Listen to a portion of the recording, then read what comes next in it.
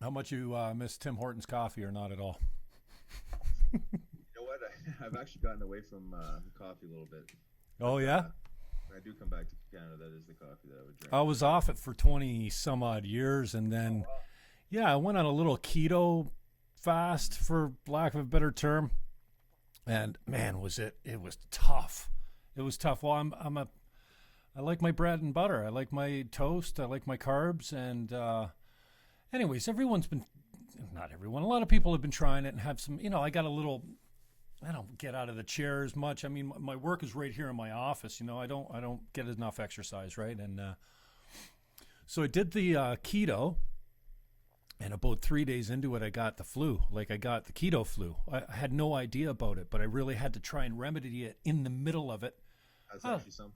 yeah, Yeah, it is, eh? yeah, I'm no, not surprised. I think with a lot of these, say fad diets, I mean, whatever you want to call them, I think there's, your body just needs balance. And I think when you hmm start removing, essential carbohydrates, your body almost goes into shock mode. It's kind of like when people detox, you get sick, right? I mean, it's hmm your body's pushing out toxins and you get sick. So if you're not prepared for it and if you don't have the ability to withstand it, it's hard to go through those phases. Yeah, I had That's 4 days diet. of solid headache. I had Yeah, 3 nights of complete bed sweats, right. and I was just all crampy and just sore. I knew I didn't have the flu, but anyways, it Yeah, was healthy. It was effective at dropping the weight. It came off like really quickly. right. Anyways, I'm going back to my coffee story. I quit coffee when I started in real estate 25 years ago. I'd have two a day, and my pits were soaked, and I get all Right. shaky and dehydrated, and run to the bathroom all the time. And anyways, Yeah. when I was on the keto, I started I've started back on coffee, and I used Tim Hortons double double with sweetener. I know sweetener, but it was kind of like my treat, like because I couldn't eat anything. I was almost drove me crazy. Oh yeah, Anyway, no, it does. I think it does drive a lot of people crazy. and it got me back on the coffee again, so I've been enjoying it. Anyways, Riley Cote, thank you for your time, brother. It's been a few years. I appreciate your loyalty and coming on the show. And we went back to it's been a few years. I was on 610, I think, last time we spoke. So, Yeah, what's new in the cool. Cote world? Well, I got a few different irons in the fire. I'm still, pushing hard in the hemp space. I got a hemp derived CBD company, working on closing out a deal with a local university here in Pennsylvania, Cheney University, and building out an extraction facility on their premises, as well as a soil to oil hemp curriculum. So cultivation, the processing, extraction, and the marketing and formulation of the product. So that's going to be a big one for us. It's going to help build, obviously, the actual extraction facility company brand, but also the Body Check Wellness brand, which is the hemp derived CBD brand, and then real estate stuff, but also just want to work on my own personal brand, which is about, personal growth, spiritual development, mental skills, and that's under the brand Cote Culture, which I haven't launched yet officially. Just working on some podcasts, some audio stuff for it, and that's kind of about it. But it's keeping me moving, it's keeping me all over the place, and things are changing. It's nice to see how things have changed since I got into the hemp space and the healing world, and how it went from like no one even understood hemp, and now everybody is talking about CBD and Yeah. craze, in a really small amount of time. How the perception has shifted, and how people are kind of coming around to understanding at least the surface level of what cannabis is and hemp is. But nonetheless, it is progress, and we'll take little wins as we get them. But it's Yeah. been nice to see. I started Nature's Hemp in 2001, and who would have ever thought? I mean, we were talking years ago before industrial hemp was legalized, and that was I wasn't going for the whole marijuana thing, although that's hugely important as well, but my angle was just industrial hemp. And whoever Right. thought the United States of America would legalize weed before industrial cannabis? Like, it blows my mind, and now everyone's talking about CBDs. Well, hell, no one knew what an omega was in 2001. Right. My mother thought I was crazy. What's this? Blah, blah, blah. And that now it's a buzzword, and I'm so glad. And, I wish I had stayed in that space a little longer, but I'm distracted. I'm also in real estate and addicted to talking to guys like you. And you never know. Once in a while, somebody will go, hey, that conversation with Cote, that was awesome. It changed my life. Like, I can't not do it because of that, right? But Right.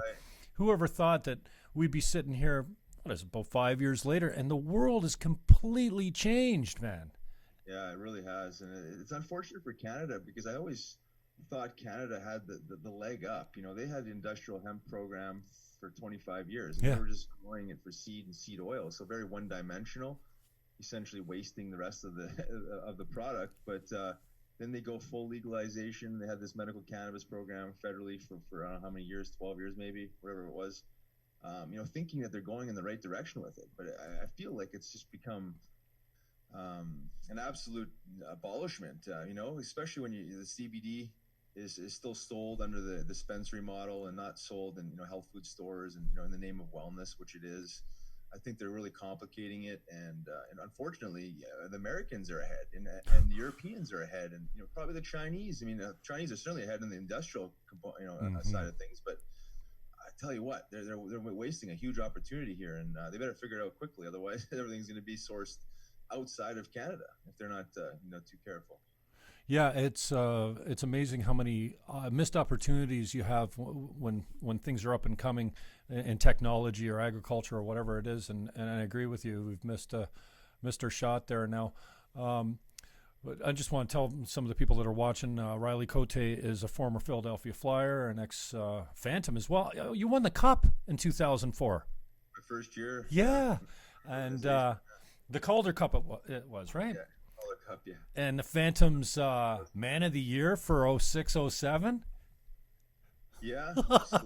And the Flyers gave you an award too. What was it? Pele. Yeah. Pele Lindbergh trophy. Most improved, was it? Yeah. I guess that's what you get when you can't earn any of the other awards. Would you take some skating classes the year before? Yeah, I went from 0 goals to 1 goal that year. Yeah. Carey Price ain't doing so well these days. You can't be too sad to see that. Exactly. Brother, tell me about your activism with MS. I know your older sister Jamie has it, and you've been really active in that space as well. How does that come together with your hemp activism? Well, I think the whole diagnosis of her MS was probably the very thing that pushed me over the edge of actually being vocal and actually pursuing this on a grander scale. I had a lot of questions when she got her diagnosis, and this was she's 2 years older than I am. This is going back 20 years. She was diagnosed with this, so I struggled at first, just kind of like making some sense of it. You know what I mean? It's like I always heard that we don't know what caused it. We don't have a cure. All these different diseases, and it just kind of made me question a lot of things. So I actually picked up a couple books. The first one being a book about natural cures. It was by a guy named Kevin Trudeau. Yeah. I mean, I think he, you could Google him and you could get a bunch of question marks. But the content of the book resonated with me because it just simplified things, right? It was just about an abundance of toxins and a lack of nutrition and environmental poisons and government and policies and profits over pills or profits over people and the pill industry and all that stuff. So it made a lot of sense for me to kind of dive deeper and I started researching specifically MS and there was people will probably challenge me on this, but there was some information coming up about autoimmune disease caused by whether it was a later vaccination or an abundance of heavy metals, and I think you can correlate a lot of these autoimmune diseases with an abundance of heavy metals that actually sit in your brain, and so it ended up being like detoxing the body and understanding that whole process. Kind of like the Gerson therapy. It's toxicity versus deficiency, and we're toxic. A lot of the foods we're eating and the environments we're in are very toxic. And our elimination process can't keep up. So whether it's, number one, number two, or sweating or breathing, we just can't eliminate fast enough. So it accumulates and our bodies are designed to use food as medicine and detox and, anti-inflammatory, antioxidant, all these, these words that we talk about that keep the body balanced, but your body can't keep up. The nutrition can't keep up with the deficiency or the toxicities, and we get sick, right? So everything I kind of read seemed to be the same thing. Whether it was MS, cancer, and the rest of it. So I became extremely passionate about just trying to help her from a nutritional healing component, and kind of making her more aware of her environment.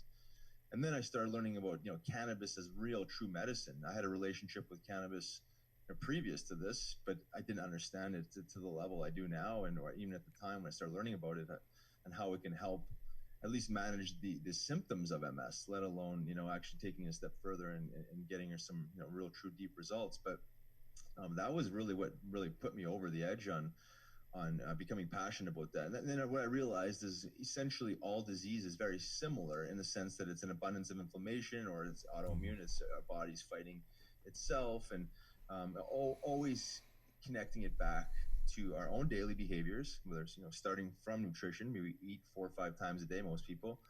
So what are you putting in your body, and what are you surrounding yourself with, and what are you putting on your body? I mean, a lot of diseases go back to, and again, abundance of heavy metals. So whether it's antiperspirants in your armpit, which is aluminum and whatever else, the makeup world, cosmetic world, a lot of lead, again, a lot of aluminum, a lot of these things that shouldn't be in our products, and again, seeping into our skin and then working our way up to the brain. So everything kind of seemed to be the same but different. So I just realized that all the information I'd gathered, whether it was nutritional healing or cannabis and all this, I just realized that they all were connected, and they all need to be talked about, because it is a series of holistic practices, and combined, integrated together. It's not just a one size fits all, cure all type of model that I'd learned. So to answer your question, it was my sister's diagnosis that put me into this world, and then the MS world put me into the all things healing. You know what I mean? Because if I realized if I could understand this disease, at least enough to understand the rest of them, that they were all very, very, very similar, where it was an abundance of toxicity and really a lack of nutrition, and cleaning up the environment, cleaning up the diet was a good start. And then there's obviously other tools along the way, the cannabis plant, the fungi kingdom, all these other miracles that Mother Nature's provided us, and we've almost failed to use for at least the last 90 years. And I think throughout history they've been probably banned multiple times as well, because it's always about taking away resources, controlling resources from people. So it's unfortunate, but the age of information now, we can get the good word out there. We can talk about these things. We can shed some light on experiences and anecdotal stories, which I think in the cannabis space has helped propel the cannabis movement into legalization or quasi-legalization in some places. So just gonna keep this up and keep talking about it, because people are catching on. The natural world heals, and I think we've been misled systematically, fundamentally, and the current model for healing doesn't work. No, it's sick care. They want to keep us sick. There's a lot of money in being sick, right? Yeah, no doubt. And now I had a girlfriend of mine, well, not a girlfriend, a friend of mine that she's got MS, and it was right when she was first diagnosed, and it was coming on really strong, and she was learning how to deal with it. And then she spent a lot of time overseas, so she couldn't take the hemp oil with her. But she found, I always use the old adage, you heal from the inside out. What you put in is, and that's why it takes several weeks. I don't need to tell you this, but you start taking the hemp oil, you're not going to see results right off the bat. It takes a few weeks for it to get out to the skin, to your nails, to your hair, to your brain, all that kind of stuff. But I was surprised that when I put her in, I put everyone in a hemp milk bath if I can, because no one's ever tried it. And like it makes your skin so silky, and just the scent of that, I mean, unbelievable. Anyway, I put her in the tub. She came out and she says, for the first time in 18 months, am pain-free. Like out of the tub, pain-free. And I'm like, it blew my mind that a topical application, and I'm not, again, it's anecdotal. It was only, one person, but I often tell people, hey, if you're feeling like shit, blend a bunch of it up in the blender with some hot water, throw it in the tub, and you'll really be surprised. Have you? I know we know we heal from the inside out. So the nutritional end of it, eating the hemp oil, is important. But have you heard about a topical pain reliever like just industrial hemp milk? Yeah, really, I have, and it's amazing. You look at your skin as the largest organ. I mean, which it is, and it's a great vehicle for, getting anti-inflammatory properties into your body.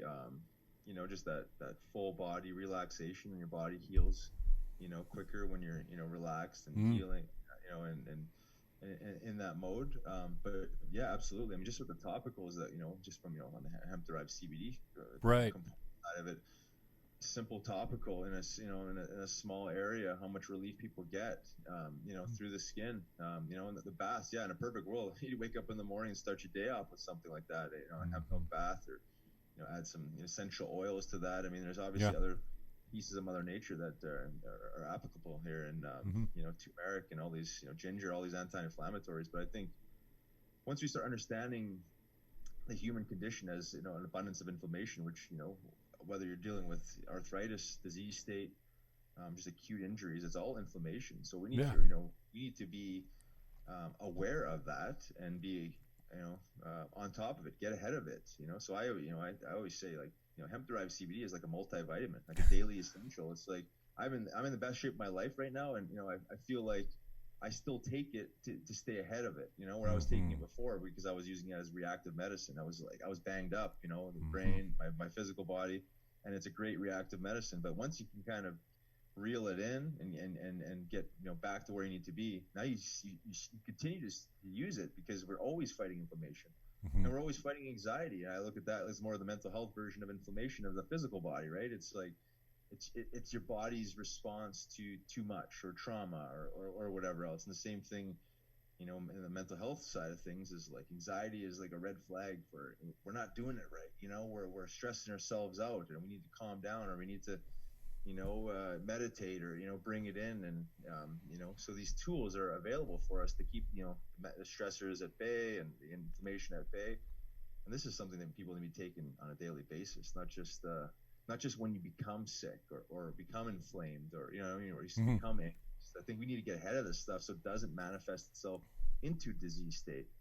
One of my good friends, Brad Sheehan, back in the day, he, I was a Green Party guy, and he's like, Jimmy, you need to read this book. It was The Emperor Wears No Clothes. Sure. Jack Herer, obviously, the emperor himself. I'm like, yeah, no, I'm not.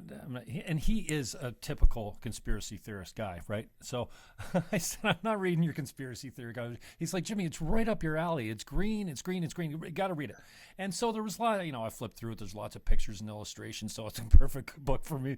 Anyways, I took it home, and I got through it in like a couple days.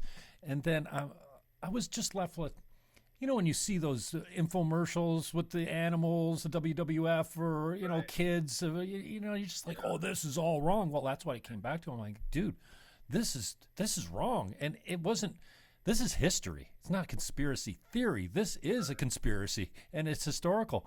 And I remember his sister, Dana, who's no longer with us, she died of cancer way too young. But her monthly cycle was murderous. And I'm just hearing you when you say staying ahead of it. She'd run out of oil, and a month later she'd call us because she was losing her mind. And we had to tell her, don't run out of it, because it wears off slowly. But she always knew that 30 days off of it, her period would come, and she was just devastated, like the cramping and the pain, the mental stress, and all this kind of stuff. And if there's only one thing, women should take this thing just for that alone. And maybe it's related to inflammation and what. I'm so grateful I don't have to deal with that monthly. Well, not quite as bad as but yeah, it was strange that she would say, yeah, sorry, it's been 6 weeks. I forgot to call you guys, and I'm going out of my mind. And then it'd take it another 3 or 4 weeks to get back on the train and start feeling better about it. But yeah, I agree with what you say about staying ahead of the game. So I'm looking at you as kind of an expert these days, because I've done the research, but it's 20 years for me since I really delved into it. So what do you say to the people? And I got this the other day from a veterinarian. My dad's dog blew out an ACL or an MCL or both, and then it's bilateral, so the other one usually goes too. So boom, she was only a year old, and she's fully recovered now almost. And the vet said fish oil. I said, Sam, I got jugs of hemp oil. Forget fish oil. Right. And she went back to the vet, and the vet said, yeah, and I've heard this argument before, that omega-3 is not immediately available. It needs to be processed by the body. If you give them fish oil, that DHA or whatever it's called, that omega-3 is right there. It's available. Your body doesn't have to synthesize it. What do you say when you come up against that argument, or have you ever heard it? I actually have never heard that argument before. I just always look at hemp seed oil as a plant-based alternative to fish oil. You know what I mean? There's a reason why people get away from fish oil. A lot of the times they're high in mercury or high in heavy metals. And source a really clean source. I mean, but a lot of people don't really know, what they're doing on that in that world either. But I've never heard that argument before. I think there's always, anytime you bring up hemp or cannabis, and they're not educated, they're always going to drag their feet on their rebuttal or what they really truly feel, because I think they're just not well versed enough, and it's a safe argument. It's a safe stance for them to play it safe and shy away. But I've always heard and read that the omega-3, 6, and 9 ratio of hemp seed oil is far superior than most, well, at least in the nut and seed world. I'm not sure if you can compare it to fish oil, but I have never heard that hemp seed oil is not bioavailable or not needs to synthesize differently than a fish oil. But I could be wrong on that. But from what I've learned in my experience with hemp seed oil, it's unbelievable. Keeps you all lubed up. I started getting into the omega-3 fatty acids and really the nutritional side of things going through the hemp seed. So when I first started ingesting this in 2011, a lot of hemp seed oil, a lot of hemp seeds. Obviously, I just went back to the seed and said, well, why am I supplementing the protein, which is a powder, and then the oil, which is just strictly an oil? I'm like, why don't I just eat the seed?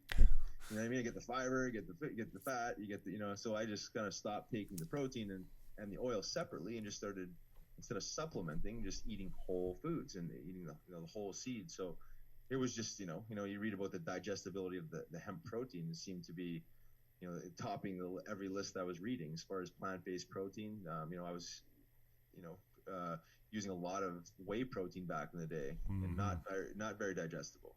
Bloating, gassy. My belly was out to here. And once you get away from that, and you're just so trained to think about quantity. How many grams of protein are you getting? Not versus not the digestibility. How digestible is that protein source?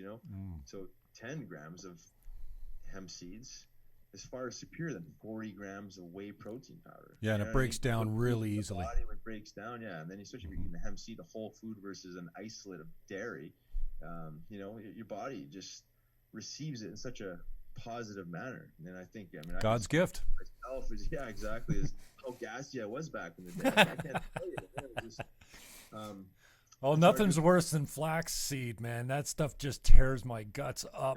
Oh, yeah. And it makes the life for anyone around me absolutely miserable, because coming out doesn't do you any favors. Now, are you eating when you do flaxseed? I don't do it anymore. I used to put it in my power drink, but I used to just grind it up. Yeah, and it would just torch me. I've been told that flax seeds are tough to digest in their whole form, that they need to be ground up into like a powder for them to be more available. So maybe that was part of the problem that causing some gassiness there. But yeah, everyone's different too. We get these extremist views on like, I'm going vegan, and I'm never going to touch an animal protein again, and they don't understand it enough, and they do it improperly. And I think I think with this, when you're talking about true health, and you have to understand that everyone's different, and everyone has a different GI, and some people react differently to different foods, whether they're plant-based or not. You know what I mean? I know a lot of healthy foods that people don't react well with. Yeah, and that's sure. just fine. That's just like the individual. Okay, we'll move on to the next healthy food and find what works. But we can't think that all foods are great for all people. And the same thing with medicine too. It's some people just react differently. Some people are on pharmaceutical drugs, and there's whether a reaction with the food or reaction with the gut flora or whatnot. But everyone's different with that. So it's just a little bit of trial and error. I haven't done a whole lot of flax, so I really couldn't tell you how I respond to that. But I think I've been able to reel it in enough now to understand what foods resonate well with me and which ones don't. Just listening to your body. Once you start becoming aware of this stuff, you just realize how you're supposed to feel and how certain foods make you feel, and and make some correlation and make some choices around those feelings, because if we keep eating and it's making us tired, or or it's making our GI crampy, and if we got to take a tum or something after we've eaten, it's probably the wrong thing, or just way too much of it, because we shouldn't have to take over the counter pharmaceuticals or garbage to, to help with our digestion, or or counteract some of the gas and bloating that we've gotten from the food we ate. Like, that's, to me, what is it, Beano or whatever it is? Like, it's like, come on, like that's how crazy as a culture we become, is that we don't even identify with our bodies at all as far as what it's telling us. The red flags, like these symptoms that eventually turn into diseases. Like, if you're constipated, well, maybe look at your diet. What are you eating that's making you constipated?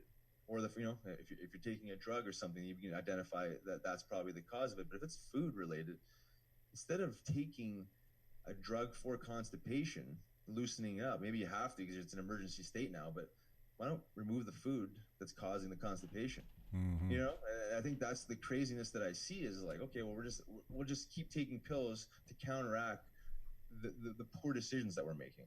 And eventually we're just constantly making poor decisions with mainly with our diet and our drink.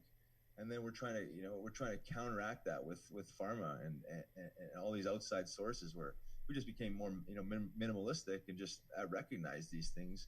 We wouldn't have to be on, back on the offense to kind of counteract, the way your body's responding to your poor behaviors. It's craziness, really. But I think we've become so accustomed to operating like this, and we become addicted to a lot of these tools. I say tools, that people think that they're leaning on long term, but you really can't. Sugar, caffeine, alcohol, tobacco, and then a lot of these pharmaceutical drugs have very highly addictive qualities and properties. So I think we've kind of lost sight of who we are and how we need to operate, and what laws we need to follow, and it's the universal laws of energy, right? We've just kind of come off the rails, and and we're confused. We're looking for answers, and we're on social media, and everyone's an expert, and we've lost faith in the medical establishment, the people that are actually supposed to be looking out for health. We have a heroin and opioid crisis, and mental health crisis, obesity crisis. Like, how could we become so disconnected? How could we have gotten it so wrong when we're supposed to be following the science, and and these super highly intelligent professionals, which in my opinion are just puppets for the corporations to pump out whatever science and whatever they want. Unfortunately, Mother Nature's always done it best. We try to recreate that in labs, with highly expensive patented medicines, and we're sicker than ever. We haven't cured shit. Nothing. I think the paradigm shifted a little bit, and Riley, I appreciate your comments about reactionary. We wait until the symptoms appear, and then we take a pill or something to get on top of it. When if we're just proactive, by watching our diet or taking supplements, I tell everyone, just take a shot of hemp oil every day. If you can't mix it into something, just shoot it. It doesn't taste bad. It's a little oily going down, and I do find with some people though that the first time they take it, they seem to burp it up for a few days. Like, it keeps coming back on them, like one of those foods that your body's saying, "Hey, get the hell out of here." Just stay with it. It only lasts a couple days, and once you get by that, tasting it all day thing, it can really help you out. But what did you find as far as obstacles? I know you're well connected in the NHL and with your relationship with the Flyers and the Phantoms, and then I know you've tried to get in there as far as helping guys, talking to guys. What did you find as far as obstacles that you had to overcome because of the stigma of this plant called hemp or cannabis? Well, I think besides the league itself, the league is just not ready to change its policies. Not even on the industrial hemp as like oil for a supplement to eat. As a food, absolutely. Okay. You can buy hemp seed oil, hemp protein at any health food store in Canada or the U.S. That's been fair game for however long. It's never been a banned substance. So what were you approaching about CBDs or CBD THC and or THC. You Yeah. know what I mean? It's, now we're getting into like the more the medicinal side of things Right. versus the Pain nutritional side of things. management. And, Yeah. right, and the pain management, anxiety management, sleep management, inflammation management, neuroprotectant. So we're playing a contact sport. We're constantly banging our bodies. So they're still rather see you guys on opioids than cannabis?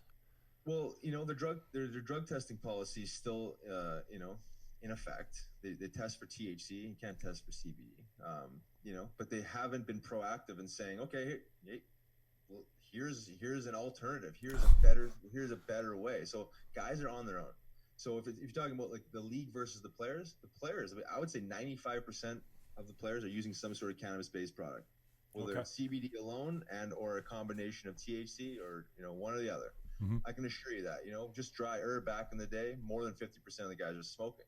Now you got transdermal patches, topicals, sublinguals, capsules. I mean, you name it, there's products for it. So guys are very well versed. There's a lot of money in this game in sports. So, they're more mindful than they've ever been. They spend more money on training and recovery than they ever have. So the players are well versed. They're buying this stuff on their own. This needs to come from the league and the teams themselves. In my opinion, it needs to be actually taught and provided for in the locker room. So that needs to come from the league. It means as long as you're drug testing for THC, that means you're looking at cannabis as a banned substance, sensor, right. which is not, or an illicit substance, Schedule 1 drug, which I guess it's technically still a Schedule 1 drug in the eyes of the U.S. federal government. But I think the cat's out of the bag as far as like, real true healing plant versus pseudoscience and reality. So they know the direction it's going. That international border there complicates things. So like now we're traveling with it now, so there's some liability issues there. I think that's really what hangs it up. Oh, okay. But as far as, the acceptance from the players, retired players, I mean, they're all in. I mean, they can't get enough of it, honestly.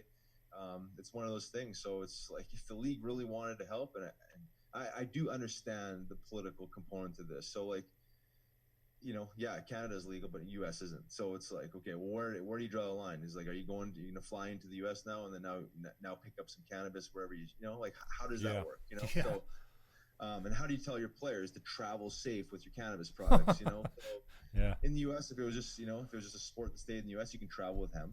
So it's no big deal. So, and until the U.S. government changes their stance and it gets a little bit more clear on, flying with it, traveling across, that international border, I just don't see how the NHL can actually promote it. You know what I mean? And because that's putting their players in really bad spots. And if something did happen, it would be on them. And there's probably some other political underlying issues too, as far as like alcohol companies and pharma companies controlling big sponsorships. Yeah. You know what I mean? And I'd like to think in 2 years, you watch Canopy or one of these big ones will be the title sponsor of the NHL. Oh, we'll be sitting there going, man, they're times have just changed. waiting. They're just waiting. They can't advertise in Canada, right? You can't advertise. I know Canopy has a box or a suite at the Maple Leaf Gardens, and they can't promote it or advertise it. They're just waiting to flick the switch. They just invested. Well, I'd say it was in the summertime. $20 million to NHL Alumni Association to study CBD in the brain. Wow.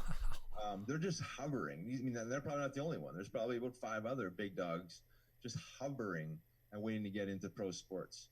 And it's a matter of time. Again, I say cat's out of the bag. It's like, alcohol is outdated. That way of managing pain and emotional pain is outdated. It just rots people. It rots their relationships. It rots their brain. And I've lived it. I've seen it in the hockey world over and over and over again, the alcoholism. And it starts with cannabis prohibition, because what else are you going to manage pain with? It's either alcohol or opioids. I've never considered alcohol to be a pain reliever. And, you see all the movies that do a shot as they take out the bullet type of thing. But it's pain reliever 101. It's physical pain and it's emotional pain, probably more than the physical. Yeah, I had pericarditis last summer, and I spent about 4 days in the hospital. It was pretty much a heart attack, but my heart's in good shape. But when I got out of the hospital, I remember when I started feeling good enough to have a couple beers with my buddy, and I was at the house here, and I had not even 2 beers, and I'm up walking, like raking the yard, and my headspace is all I'm like, look at me. I haven't felt this good in 2 weeks, 2 beers, and I'm up walking around and doing stuff. And with, I had to pay for it the next day because, I wasn't cured.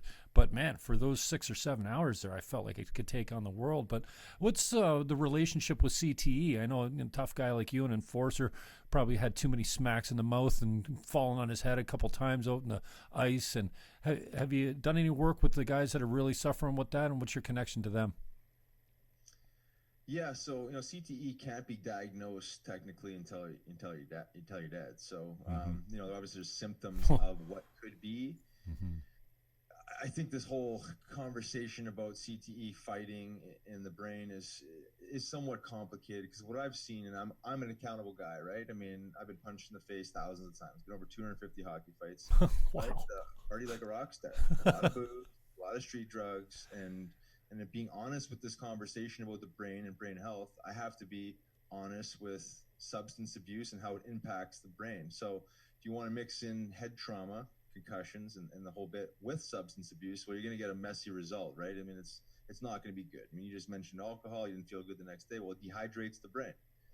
And staying up late and partying and doing that whole thing is not good for the brain. And then you mix in getting punched in the head. So my point being is I lived it. I did it very, very wrong, but thankfully I was able to exit the game, at the age of 28, because I recognized how bad it was and how bad my mental health was at the time, and ended up having an exit strategy. But what I learned when I got out of it was, I dived into this quest of, holism and all the stuff we were talking about earlier. But when I started to learn about the cannabinoids being neuroprotectants, and the U.S. government actually holding a patent on these cannabinoids as neuroprotectants and antioxidants, that's when I knew that this was my mission for life, because it was like, okay, well, now I have, 8 years of experience of being, punched in the face, substance abuse, party animal, the whole bit. And now I can just like exit the game and heal. So that's when I really started to get into cannabis on this, medicinal, spiritual level, was understanding these cannabinoids as neuroprotectants. So once I started learning that, I also learned, psilocybin mushrooms, essentially the same thing, reconnecting neural pathways, helping brain health and, anxiety and substance abuse, alcoholism, all these PTSD, all these things that I essentially had, right? So between the two of them, and again, both had relationships previous to this with, but again, not understanding the science, not exactly understanding what they were really doing, but now with a new intention, using these plant-based and medicines and the fungi to essentially help mitigate some of the damage that it caused and help heal the brain and promote neurogenesis, brain cell growth, and just help regain my whole mental health back. So both of those tools really were saviors, in the sense that now I understood the brain enough that, okay, well, yeah, you can hurt the brain, you could damage the brain, but you can also repair the brain, just like the physical body. Your body wants to heal. Your body is an amazing living organism, right? It's just trying to survive. And we are great at auto intoxication. We are great at killing ourselves.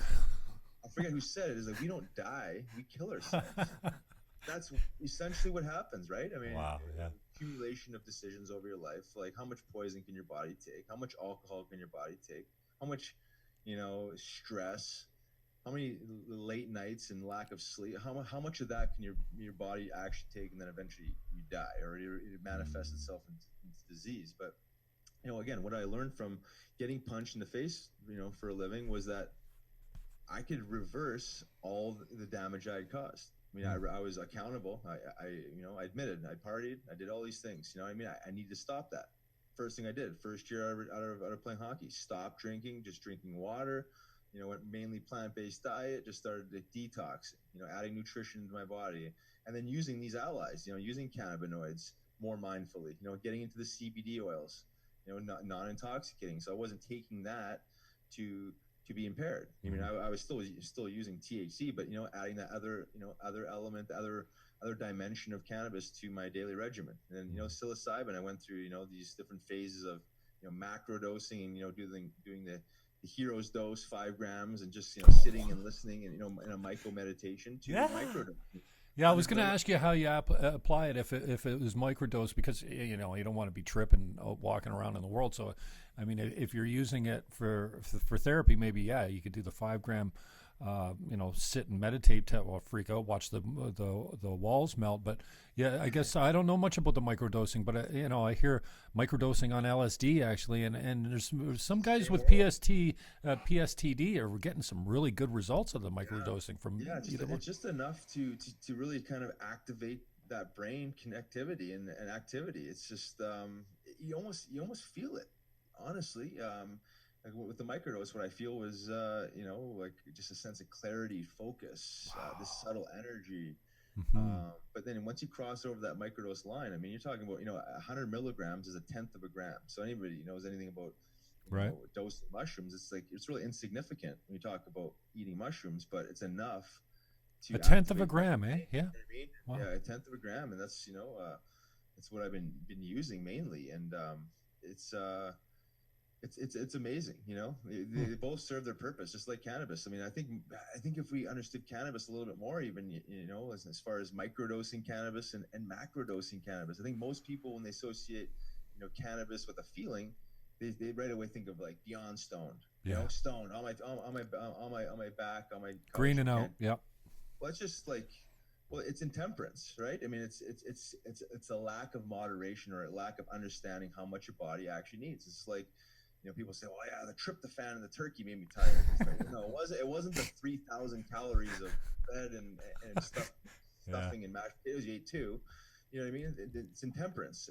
So if people understood, you know, microdosing food or microdosing caffeine or microdosing any of this stuff and how much your body actually needs versus always going to the other extreme, which is overdoing it. You know what I mean? We overdo everything. So that comes with, you know, experience and awareness and being in tune with your body, because that's the way I view essentially anything I put in my body. You know, is this a micro or is this a macro? You know, right. How am I going to feel from this? Because obviously 2 different effects, but cannabis is a great case study for this, because, you know, 2.5 gram edible doesn't sound like much, but highly effective. You know, microdose. Once you get into 10 milligrams, still not that much, but could end somebody's day. Not actually life or death, but end somebody's day in the sense of put you on the couch. Sacrifice productivity, right? Medicine. You know what I mean? And that's the whole key of healing and finding the sweet spot with these herbs and flowers and fungi is how can I use this medicine where I don't have to be impaired for 5 hours or be on my back, or I mean, where I can actually get up and be productive and get my stuff done and feel good and, you know, communicate with people and commune and all these things. So it's respect, right? It's respect to the medicine or the food, because we're trying to get energy out of this. We're trying to get healing out of these things, but they can also work against us. I mean, every single thing that is good can also be bad. And that's just a respect for it, right? I mean, you can actually overdrink water and die. Sure, yeah. You know, it's like you can clearly overeat food and maybe not die on the spot. I'm sure people have, but I mean, you can eat yourself to death. Yeah, for sure. In the whole argument of, you know, cannabis, like I think of all the things out there, all the tools out there to manage, you know, say anxiety, inflammation, all these different things. It's got to be the safest. Yes, you can abuse it. You can overconsume it. And if you green out, you think you're dying. More people have ended up in the hospital from edibles than any other drug ever, because you know, it's the old joke. Hi, honey, I ate one of those cookies. Oh no, that's not the cookie. You don't eat those cookies, honey. Well, call me back in an hour or so. Hey, how are you doing? Hi, honey, me. How are you doing? Oh, I'm fine. I'm in the ambulance on the way to the hospital. What do you mean? Oh, I thought I was dying. I'll meet you there. You know, I took it one time and I didn't have any respect for it either, being a lifelong smoker of cannabis. Well, since my high school days. And then it was the only thing that would make my mother sleep when she was dying of cancer. was the cookies that my cousin made out of the butter.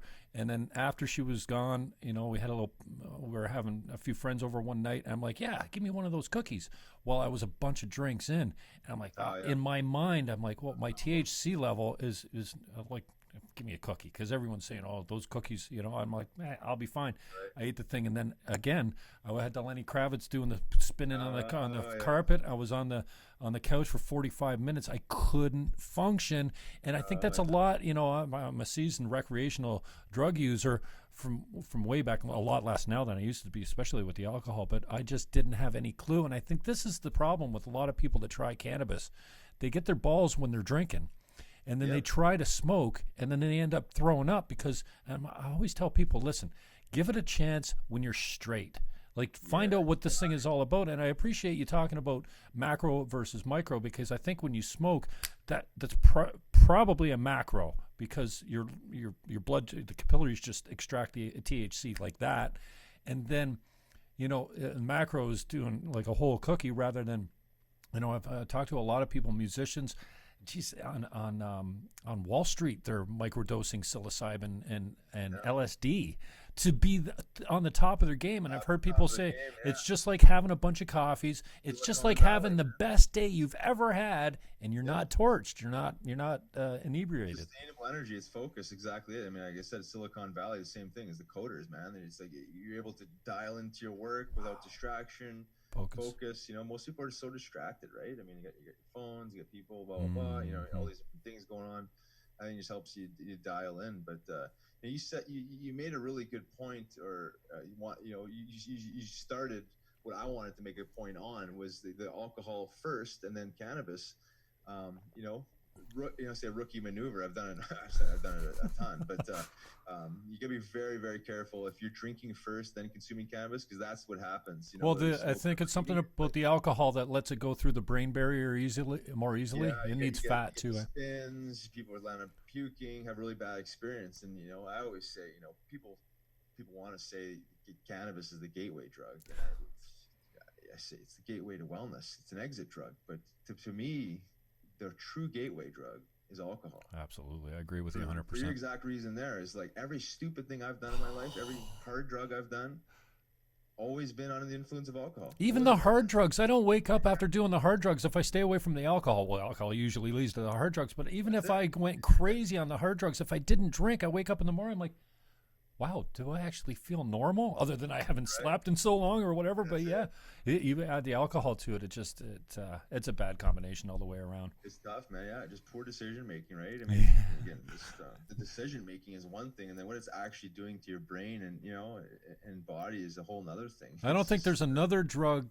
and I don't have many that I've ever played around with in high school. And we did the LSD and the mushrooms and stuff like that. I don't play. I did acid a couple years ago on New Year's, just for the hell of it. I had a half hit, and I was with a buddy, and we took it, and my face the next day was sore from smiling. It was exactly, I've never had a bad trip or whatever, but it's anyways, I'm rambling now. I can't remember where I was going. Tell us about your new venture, man, and what some of the products that you're kicking. I still look at the market, and I'm not, again, I don't occupy much space in there anymore, but I still looking at a commercial oil that's EFA loaded, like hemp oil is, just right out of the seed, but then with the addition of CBD. Now, is CBD's regulated down there? Do you need to, or can you just put it on a supermarket shelf and have whole cold pressed hemp oil with CBD in it?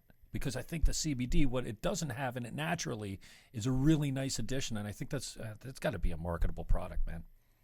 100%. Yeah. So it's legal in the U.S. under the Farm Bill. It's not regulated. So the FDA still hasn't drawn their line in the sand. So what you're seeing right now, even before it's Wild West, Farm Bill was signed, is the Wild West. I mean, every health food store, every cafe, any holistic healing center, whether it's a yoga studio to a chiropractor, massage therapist, it's sold everywhere. I think it's just the big dog companies that are just playing a little bit safer than the middle tier and smaller companies as far as putting in their stores, like CVS, Walgreens. They've all put it, at least the top. But it's not like that in Canada, man. CBD's not being blown up here.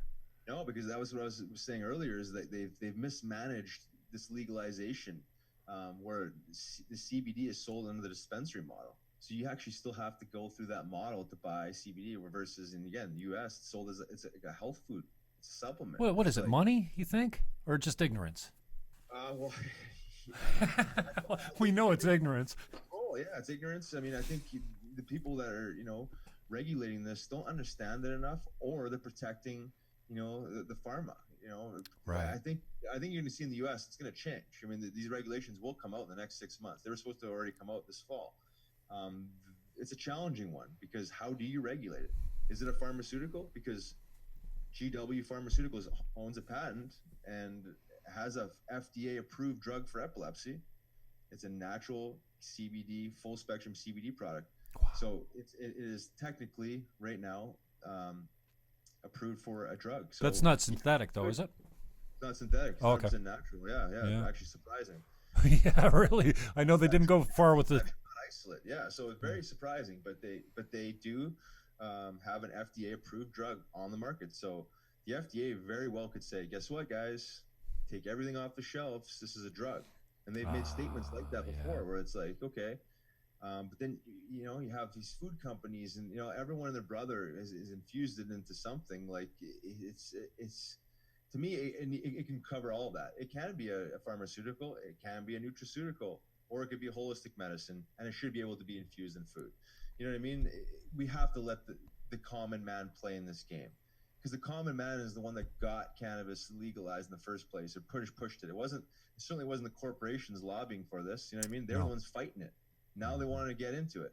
Biotech, pharma, alcohol, tobacco, all the big dogs. So let's make this a little bit more of a even playing field.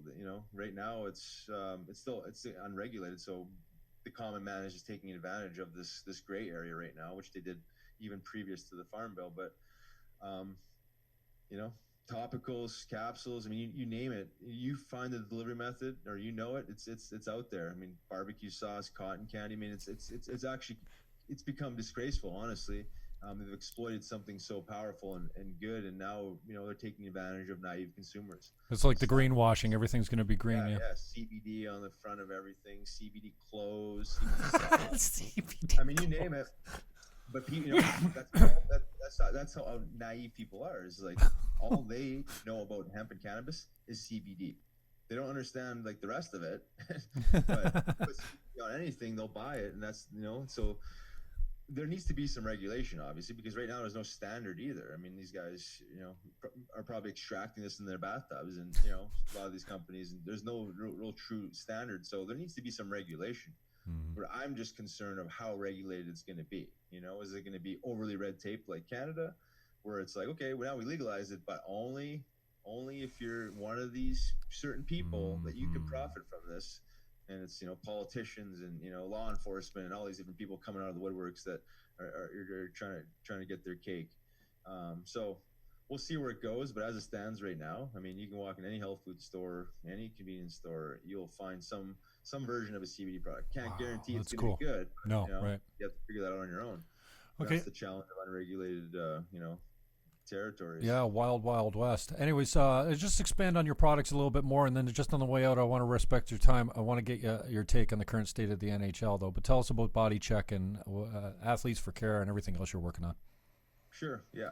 Body Check Wellness is a hemp-derived CBD company. Everything is grown and processed in Boulder, Colorado currently. Organically grown. Soil is nutrient-rich. Processing is supercritical CO2 extraction. High quality product. We just wanted to put together a high quality product that would compete against any of the people that are actually doing this the right way. So what we've seen, there was just a lot of snake oil on the marketplace. Just a lot of people just very, very well marketed companies putting nicely flashy CBD labels all over the place. And we wanted to do it right and do something that actually worked. And that's what we did. So we got oils, the tinctures, sublingual underneath the tongue, capsules, and topicals. And one of the unique products that we do have is a capsule. It's 10 milligrams of full spectrum CBD oil, as well as a blend of 6 different medicinal mushrooms, all legal, no psilocybin. Oh, really? all positive for Wow, the brain nice. Okay. and immunity and energy. So lion's mane, I don't know if you're familiar with it No. or not, but really good for the brain and focus and clarity, and a chaga reishi good for immunity, and cordyceps good for energy. So it's this combination of CBD, which helps calm the nervous system and brings that the overall feeling of just well-being, and then the added value of the focus, clarity, and immunity boosting properties of the mushrooms. So just just trying to stay progressive with this whole movement, because as you know, like CBD, I make the analogy all the time. CBD is like vitamin C to the orange. It's just one compound in this plant. And we've become so shallow in our thinking that we just right away, it's like, woo, everything all in on CBD. It's like, okay, well, it's a great compound, but there's more to it. Don't forget where it comes from. Yeah. So has Rogan picked up on it with On It? Do you know?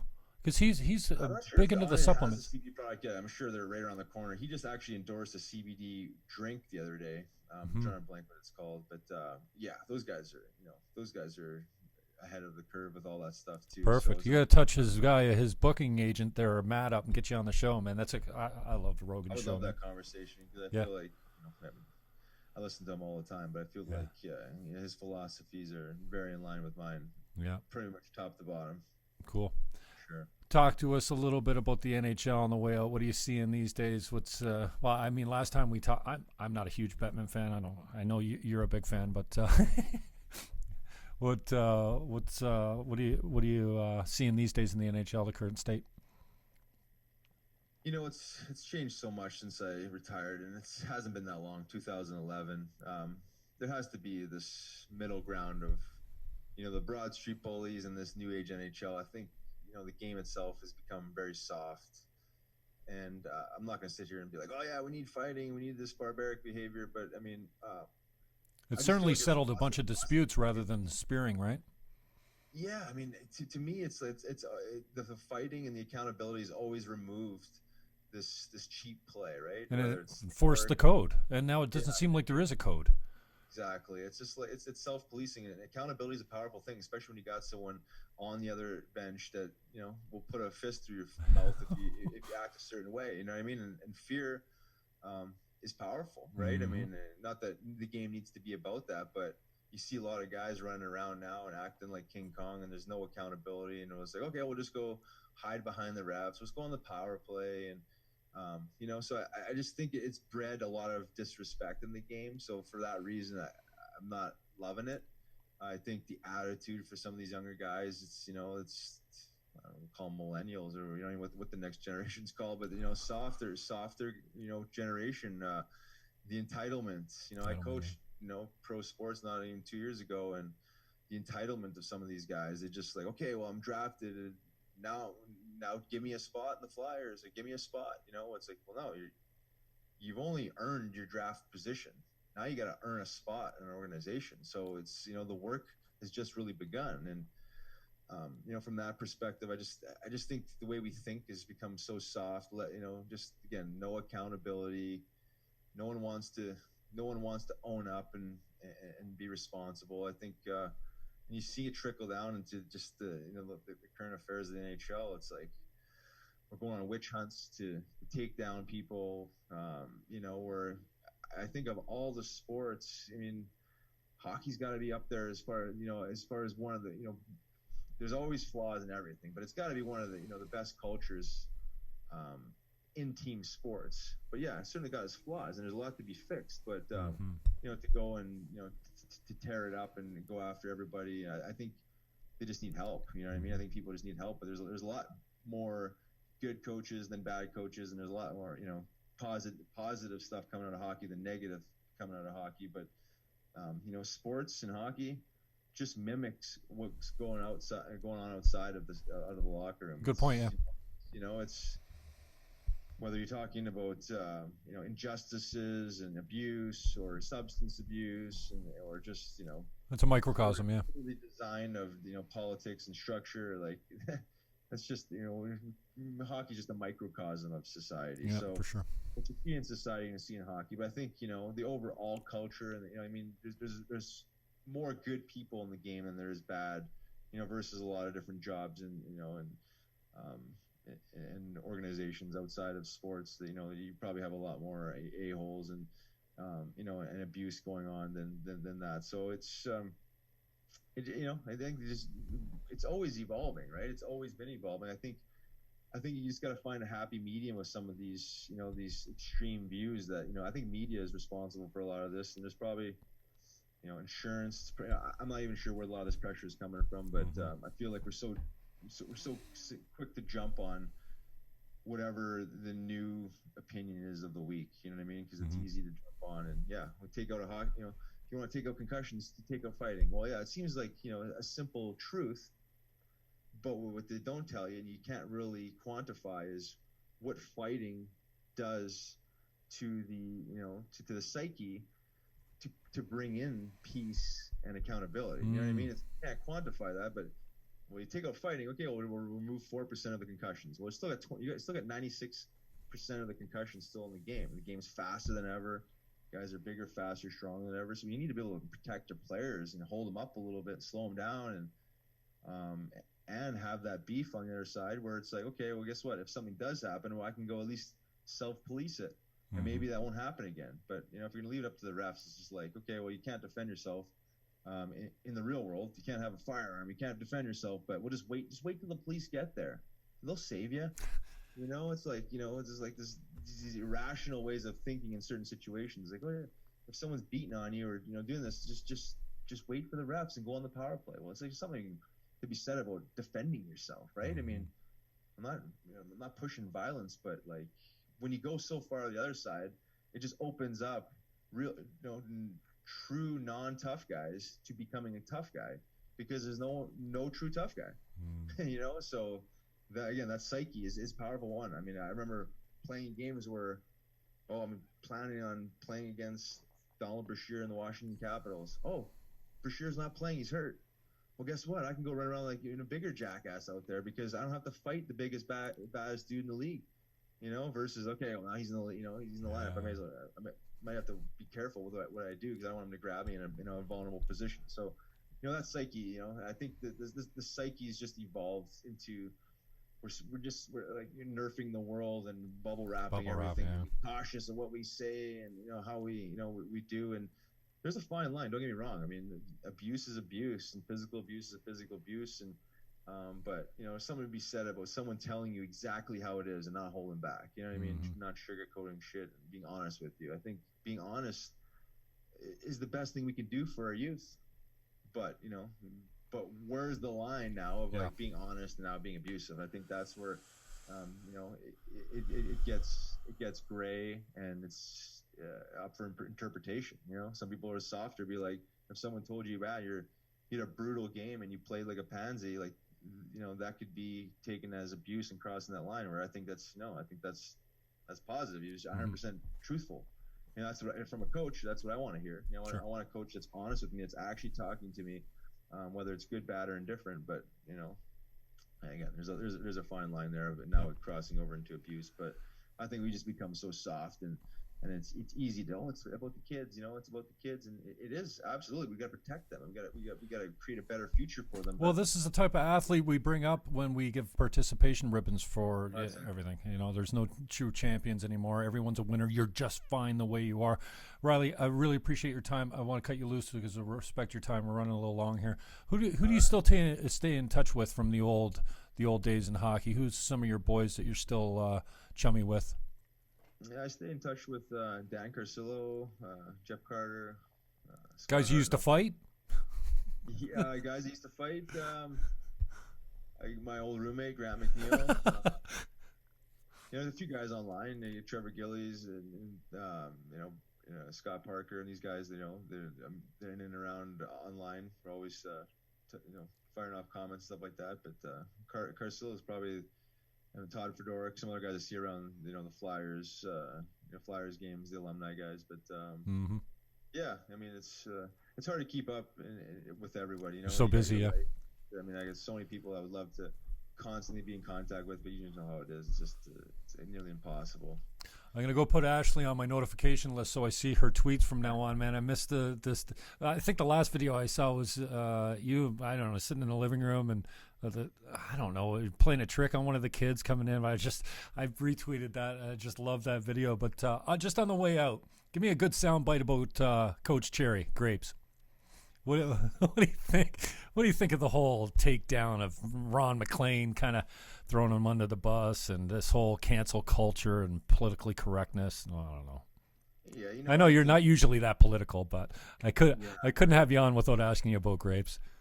Yeah, well, I think Don Cherry probably should have been fired a long time ago.